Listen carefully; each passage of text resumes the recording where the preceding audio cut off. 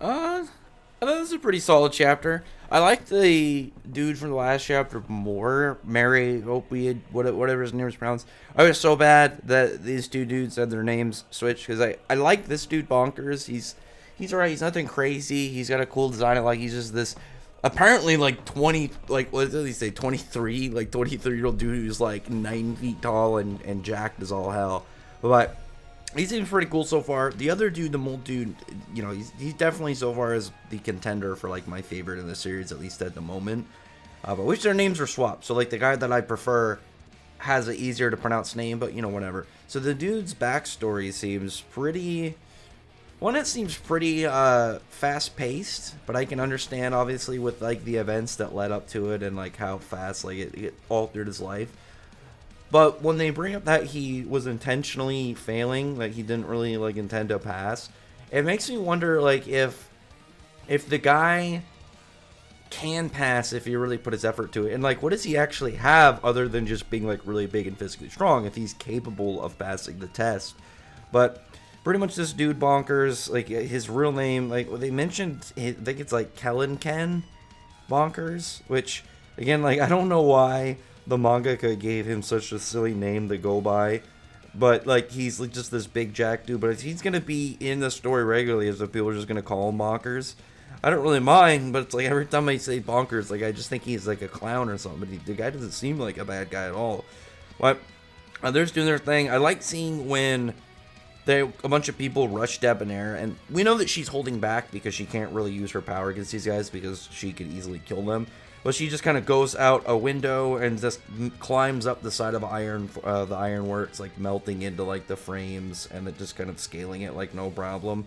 The priestess lady, like I don't know how anybody would be able to say no. Like she's talking to them, explaining their plan. Be like, yeah, we got this many people so far. We'd really appreciate if you guys would join us. But like, I don't know if I'd be able to say no. She seems really chill, but on top of that, she's big, thick, busty priestess lady. But she's also got like the winning team, and she's got powers. So it's like this is like an all-around win for like any random small characters that come across her. With Grimm though, the difference between Debonair and Grimm obviously is that Grimm isn't like being light on these guys. She's just completely crushing anybody that like she can catch, and takes this way more seriously than like Debonair, who's like looking at it more like definitely from more of like a Proctor side, where she's like, oh yeah, I can, I can't just go crazy, but obviously at the end of the day, like they want some to pass, but not at the exchange of like going easy and to the point of just like giving free passes. So here we get to like Bonker's backstory once Scrim is like saying it's like you don't want to pass, and we see like in his backstory like he was really nice, like his village, like he was a dude from a wealthy family, and like a giant came through their village. I wish we got to see the giant in like a bigger panel. Like one, it's huge, and two, it's like merged. Like it's got two heads, it's got three legs, so it's like two torsos like halfway stuck. But from the devastation from it, like the bunch of people who were down on their luck got their houses that destroyed, and are probably just all in her and not really sure where things are going. So he, like his family were like letting people in, and there even people were like saying like, oh they had nowhere to go, like their houses were destroyed and stuff. And that's when and let me pull up this dude's name really quick so I can remember how to pronounce it. I think it's Kellen Ken. They said his name was, yeah, Kellen Ken Bonkers. And he's just like, yeah, let him in there, just give him my room and stuff. So he was clearly a very nice guy, and then it turns out like the two that he let in were thieves just trying to steal from his family. And when he kind of intervened, they tried to attack him. He accidentally hit one with a lamp, and which set him on fire, and then like fell out the window. And here's the thing that kind of really confused me in this whole setup. So the dude, if their family is like clearly very nice, they're not like jerk. Like it's not like that they were really horrible, like rich wealthy people that were like known for like treating the poor very badly. It's like they let all these guys in, and then the prince, I don't think he's a prince, whatever his position was, rich heir or whatever, like he lets them in, so clearly he's a nice guy. And then they immediately assume like, oh yeah, they set this guy on fire and pushed him out a window for stealing a watch, I'd just be like, that doesn't make sense. Like, I get, like, these guys are, like, probably, like, you know, all stressed out and emotional, and they're rushing to conclusions. But at the same time, I just like, it doesn't make sense. These guys have a track record of being really cool and, like, being nice guys. So, if, like, on top of that, like, Bonkers, like, he was all burnt up, too. So it's like, dude, do you really think that he was gonna, like, that he just did it? Like, if the dude's got wounds as well, you know, some form of signs of struggle, then clearly it was more than just like what they set a guy on fire and pushed him out the window. Again, I can understand at least why these guys are being irrational, but I mean, even in like that scenario, I feel like there's got to be at least one logical person that's just like, that doesn't really make sense at all. Like they don't have that. They don't have a background of treating people like this, like as far as we know, because clearly if they just let all these people in their home, it's just like they're nice, like nice people. Like there was nothing that's like, oh, well, we charged them to be there or something, or anything like that.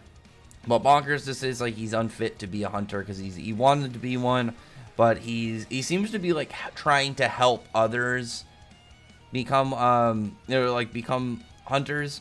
But he's also mentioning that, like, because of the 6 months, like, you know, you get on, it's 3 months, you fail, you go back. He essentially has free lodging and, like, workouts. So this is like the full-scale effort of, what, freaking 2 years? Because each full attempt is going to be 6 months. So he's just been here for the last 2 years getting jacked.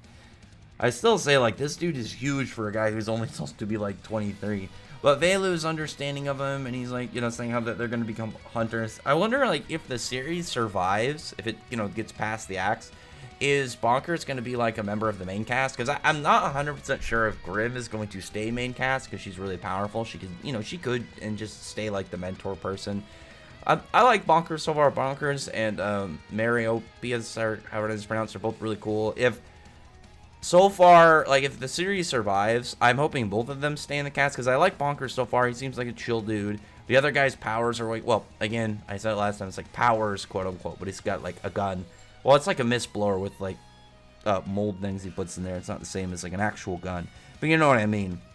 Either way, it's a solid chapter. I didn't have a lot to say about it. Like, it was mostly, like, a, you know, a pretty interesting backstory on this guy that, you know, showed that he's not a bad guy at all. He got his life screwed over by people rushing conclusions, but at the same time,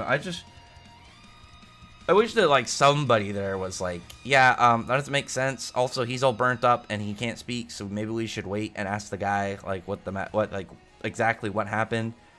Either way, like, he's here now. He spent, like, the time getting absolutely yoked, and now I'm hoping, gonna become a hunter. The big question for me right now, actually, furthermore, if he does stick around, is like, what's his style gonna be of fighting? Because obviously they're all gonna get one. I feel like relatively anybody important should get hexed at some point, get a power. But at the very least, he would have until then, like, a tool, like a weapon of some kind. He can't just be really big and punch people. Because, like, we know that, like, the werewolves are physically stronger, and, like, he's got to have some form of weaponry in order to actually combat them. Maybe that'll be the thing when they get there, because we know that the Hunters Guild has, like, a whole...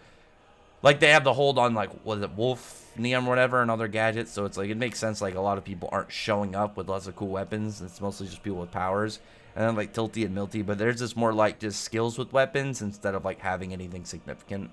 The only significant, like, tool I think I can think of that they have is Veilu's axe, but, like, that's about it. But that came from the mayor. But anyway, other than that, comment below, thumbs up the video with a friend, like, subscribe, and check out another video. It's been that. Appreciate you. Sorry, subscribe. Thank you all for listening. Bye.